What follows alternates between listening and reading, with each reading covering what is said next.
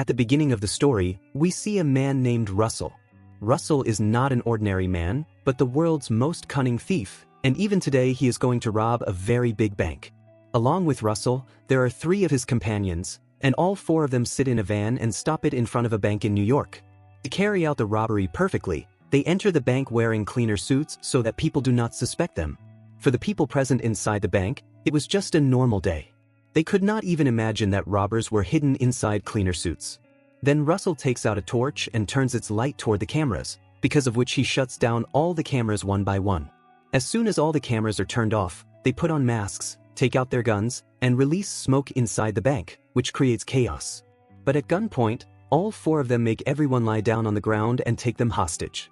Now the entire control of the bank is in their hands. However, because of the smoke inside the bank, some smoke comes out through the gate, which a security guard notices.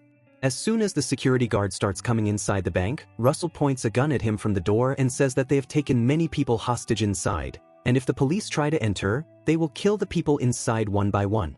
Saying this, Russell closes the door. After that, the security guard informs the other police officers that some thieves have entered the bank, so a police team should be sent there. This news spreads through the whole city like fire, and within a short time, a very large police team reaches there. They surround the bank from all sides but cannot enter because the robbers have threatened that if even a single police officer tries to enter the bank, they will kill the people inside one by one. Inside the bank, we see that Russell and his 3 companions line up all the people present inside the bank and take their mobile phones one by one. But they do not find the mobile phone of the bank manager. When Russell asks him where his mobile is, he says that he forgot his phone at home. Russell warns him that if he has hidden his phone somewhere, he should tell him, and if Russell finds the phone himself, he will make his conditions such that he will not even be able to stand again. But the manager sticks to his statement and says that today he forgot his phone at home. Russell does not believe him. So Russell searches for the manager's number in all the phones they collected and calls that number, and then the phone starts ringing, which the manager had thrown behind the door. This makes Russell very angry, and he takes the manager into a room and beats him badly. Seeing this, all the people outside become very scared, and everyone understands that if anyone tries to be clever, the same thing will happen to them as happened to the bank manager. Meanwhile, we see Detective Keith at the police station.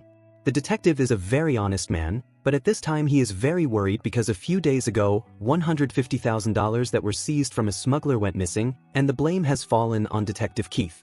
Just then, his senior comes and tells him about the bank robbery. Hearing this, the detective feels that this is a good opportunity to get a promotion, and if he solves this case, then maybe the $150,000 accusation will also be removed from him. So the foreign detective reaches outside the bank. On the other side, this news also reaches the bank owner, whose name is Arthur. Arthur is a very rich and powerful man. So when Arthur finds out that a robbery has happened in his bank, it does not affect him much at all, which shows that Arthur does not care about money. Arthur calmly asks his assistant which branch the robbery happened in. The assistant tells him that the robbery happened in the Wall Street branch. Hearing this, the color drains from Arthur's face, which shows that there must be something in that branch that is very special to Arthur. After that, the bank owner immediately meets a lady named Meline. Meline is a very sharp-minded woman who traps people with her words and easily gets her work done from them, and she charges money for this work. The bank owner Arthur tells Meline that she will get as much money as she wants, but she will have to do one job for him. He tells her that in the bank where the thieves have entered, there is a safe deposit box in the vault, box number 392. In that box, there is something very valuable that he does not want to lose at any cost, and he does not want whatever is in that box to fall into anyone else's hands. Arthur tells Meline that he knows she is very clever and has easily solved difficult tasks for many rich people, and he wants her to go into the bank and bring whatever is in safe deposit box number 392 to him without letting it fall into anyone else's hands. Before accepting the deal, Meline asks whether there will be any danger to her after delivering whatever is in the box to him. Arthur replies no, what is in the box is from before she was even born, and it harms no one except him. Arthur says that if those things come out in front of the world, he will have to face the world's questions. Hearing this, Meline understands that Arthur must have done something wrong with some people many years ago. On the other side, we see the scene inside the bank, where all 4 robbers are busy with their work according to the plan. Among these robbers, there is also a woman, and they call each other Steve, Stevie, and Stavo so that no one finds out their real names. Now they separate the men and women into different lines. After that, Russell tells everyone to remove their clothes and gives everyone the same clothes to wear. Along with this, Russell also gives everyone masks, and then all 4 robbers also wear the same clothes like the others. Now everyone inside the bank is wearing the same clothes. Russell does this so that if the police come inside, they will get confused about who is a robber and who is a normal person. After this, Russell and his companions get to work and go into a storeroom. Looking at the storeroom, Russell says that this place is absolutely perfect. From this, we understand that he was probably looking for a place like this. After that, they start digging there. Meanwhile, outside, the detective gets to work catching the robbers and starts checking the bank's CCTV from the control room. But the robbers have shut down all the cameras, so the detective cannot understand what is happening inside the bank. Then the robbers release one man from inside the bank.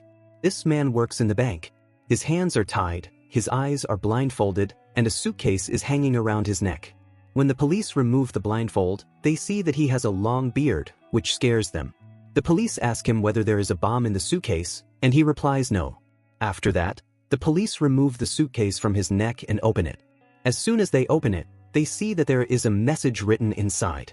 The message says that by 9 p.m., they need 2 buses and 1 jet plane with a pilot and a fully filled fuel tank. And if their demand is not met, then after 9 p.m., they will kill 1 person every hour in front of the camera, and the police will be responsible for it. Inside the bank, we see that all the hostages in the basement are locked in one room.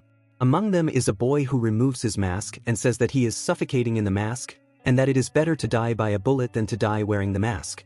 He says that they were given the same clothes so that if the police come inside, they will kill them instead of the robbers.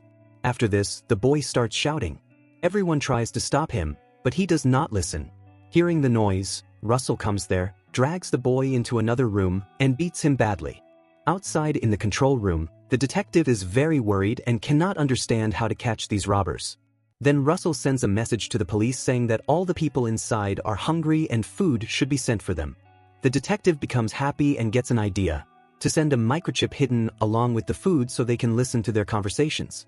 The detective decides to send pizza for everyone and fit a transmitter inside the pizza box, because everyone will have to gather to eat pizza, and when they gather, the police will be able to listen to their conversations easily. After that, the police send the pizza inside. After the pizza is delivered, the detective and his team sit in the control room wearing headphones, eager to listen to the robbers' recording.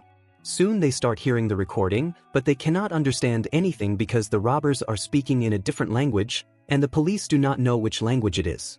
Since they cannot understand the language, the detective decides to take help from the people present outside.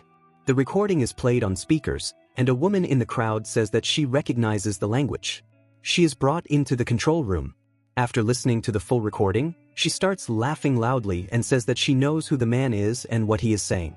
Hearing this, the detective becomes happy and asks who the man is. She tells him that it is the former president of Albania, who is no longer alive, and that it is one of his old recorded speeches. This means that the robbers knew there was a transmitter in the pizza box, so they played a recorded tape in front of it and fooled the police. On the other side, Meline goes to the mayor of New York. Meline, who is very clever, has trapped the mayor as well because she knows one of his secrets. She comes with the mayor in a car to meet the detective. The mayor tells the detective that Meline is a very capable woman, and if he lets her talk to the leader of the robbers, she can make his job easier.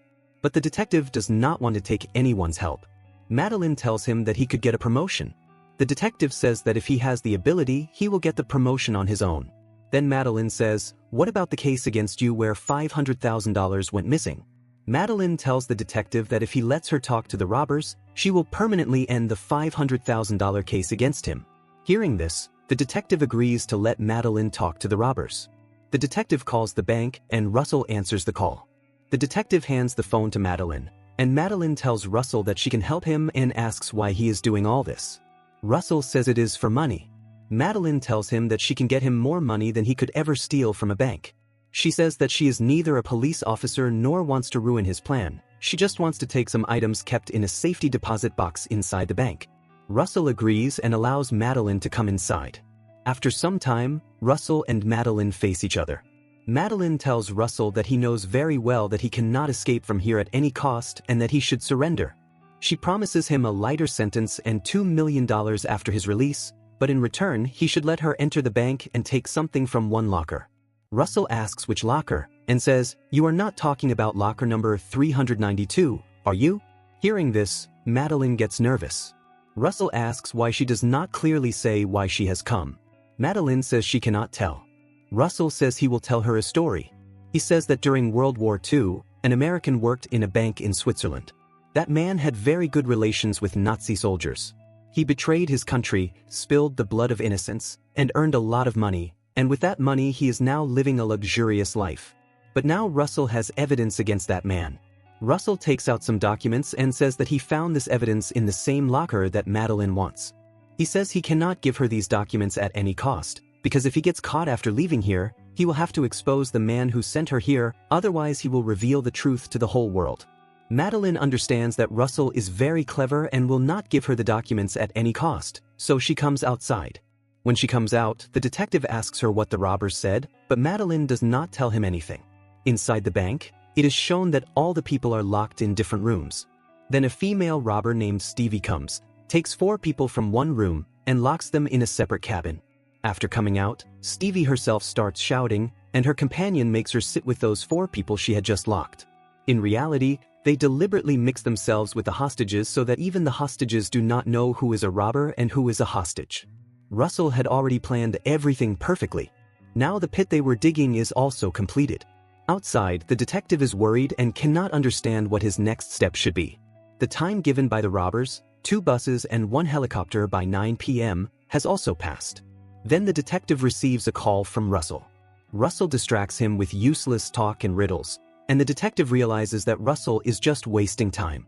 The detective tells his fellow officers that first they gave a deadline, then extended it, which means the robbers are wasting time, so they must take action quickly.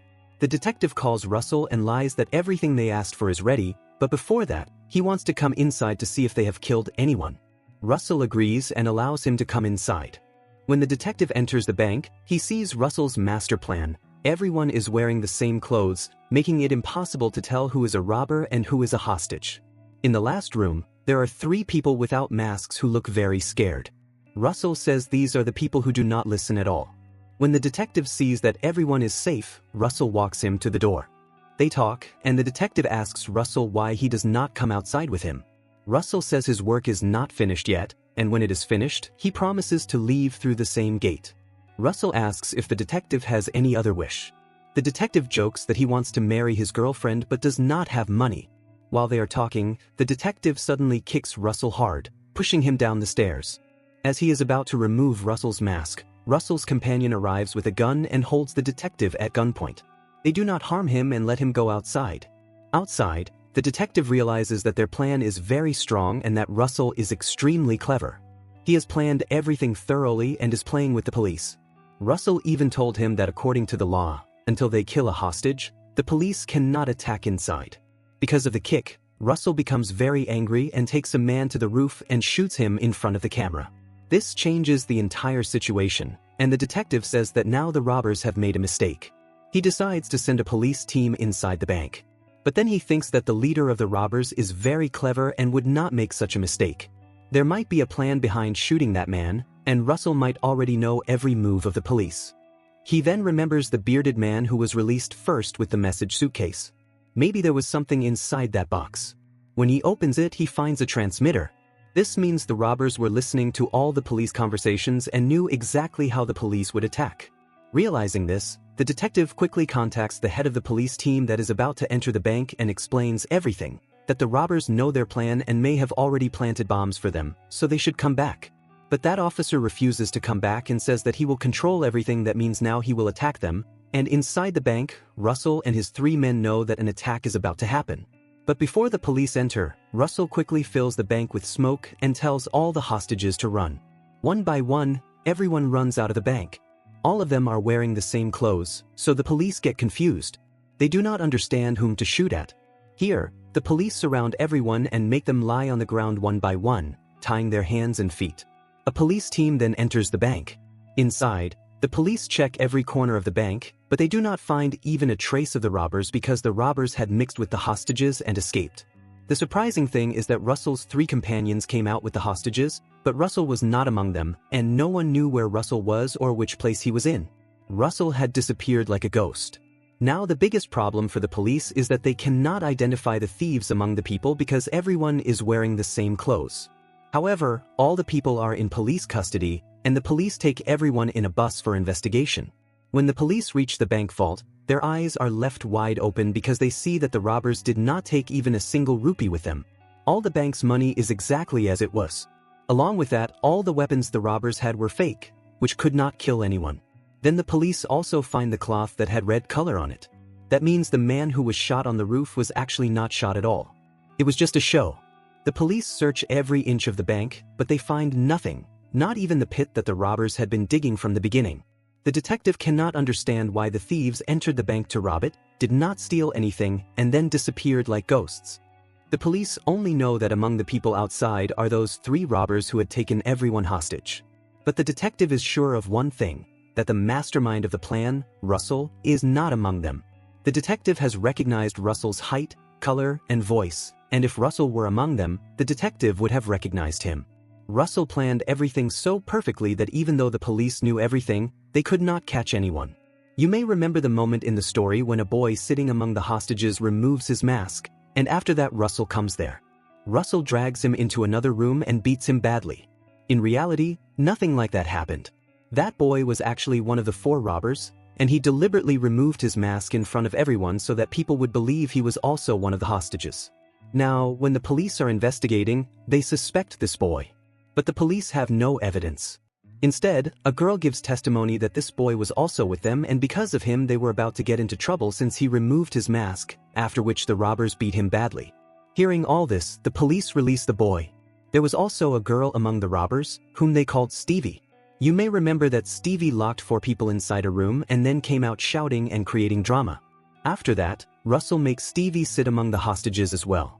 Now those 4 hostages testify that she was also with them. Along with this, Stevie answers the police very confidently, which removes suspicion from her. As for their 3rd companion, the detective himself had seen him sitting among the hostages when he entered the bank. When the detective went inside the bank, Russell finally took him into a room where there were 3 people without masks. In reality, those 3 were the robbers, and they were deliberately shown without masks so that the detective would believe they were hostages. Since the detective had himself seen this 3rd man in the condition of a hostage, he also lets this 3rd robber go. After some time, the detective's senior arrives. The detective tells his senior that this was a perfect plan and that the robbers planned everything perfectly from beginning to end, so they cannot do anything.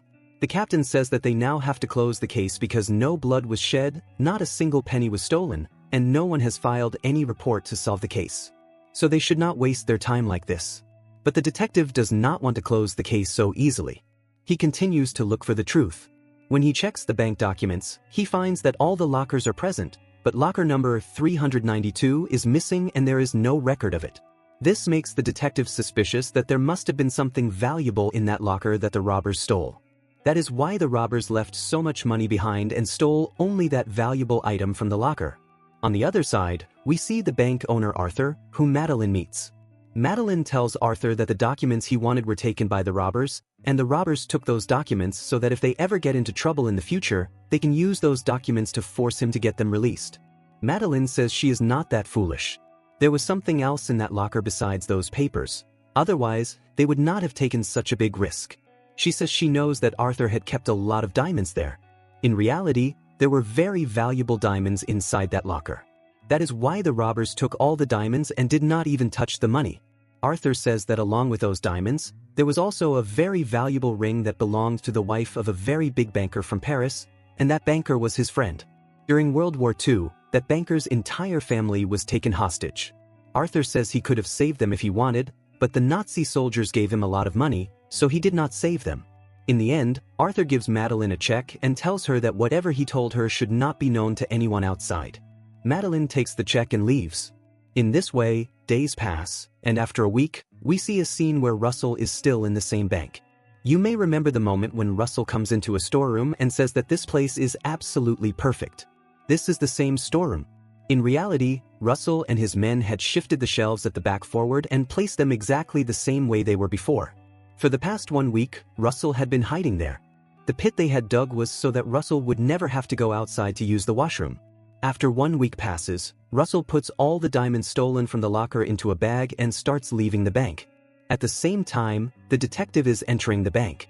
Russell already knows this because the men waiting for him outside inform him about the detective's arrival. When Russell passes by the detective, he deliberately bumps into him. The detective does not recognize Russell. Just as Russell had promised the detective that he would leave through the main gate in front of him, Russell leaves through the same main gate. In this way, they carry out a perfect bank robbery in which nothing seems to be stolen, no one is caught, and they become millionaires because they stole diamonds that were never officially recorded. On the other side, the detective reaches the safe deposit area of the bank and opens locker number 392, which belongs to the bank owner.